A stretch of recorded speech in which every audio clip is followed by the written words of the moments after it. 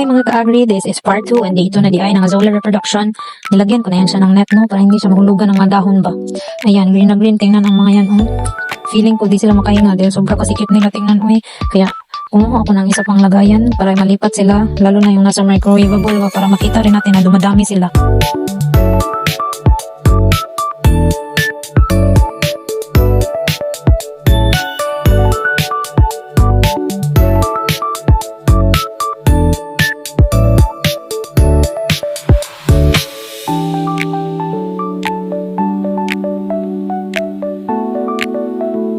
Naglaro pang babae dyan sa camera may.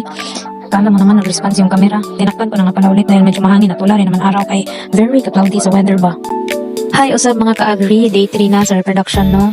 Ayan, kahit gilagyan na gani net, naglabas nga po ng Azolla ba. Ipitik-pitik ko muna di ayan kay para hindi masayang. Ongoing pa naman po ang recovery sa Azolla natin kay nagyahibi siya ng malayo no. Pansin nyo, may naglabas na brown ba, na jetlag yata siya oy. Dito, binilad ko sila sa init no, kay mainit naman. Kaya nag-research man ako na dapat 50 to 70% di ay yung sunlight na nakukuha nila everyday. Kaya siguro naluya kasi nasa landong lang sila ba, hindi nainitan. Tapos dito mga ka-agri, dito talaga ako nagulat. May nakita na akong uod doon sa mga kumpul-kumpul na Azolla ba. Ang kala ko kasi tumutubo na, dumadami na ba. Sus, kaya paghawak man may lumabas na uod. Nagulat ako.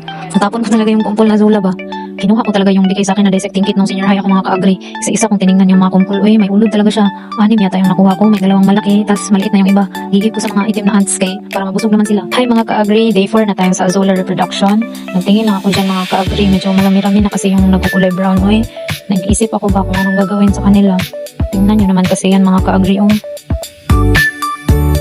Hi mga ka-agri, day 5 na. Hindi pa ako nakabihis niyan ha. Huwag update ang matake sa babae sa video na yan. Kita man na. Lumiliit na yun siya. Kaya naisipan, pilipat talaga sila kung saan maigo sila sunlight pag morning mga ka-agri. Hindi na rin ako nag-video sa paglilipat ng tungtungan nila no. Kay parang akong crab tingnan habang galipat. Mabigat masyado yung kahoy na yan. Ayan mga ka-agri, nainitan na talaga sila dyan nung nawala yung clouds kanina. Hinayos ko nga din yung Azolla dyan kay nadikit kasi sila sa kilid ng nilipat ko sila ba. Nag-add rin tayo ng water dahil medyo kumunti man yun. Then update ko soon mga ka-agri kung kamusta na sila. Thank you for watching. God bless. See you sa next video.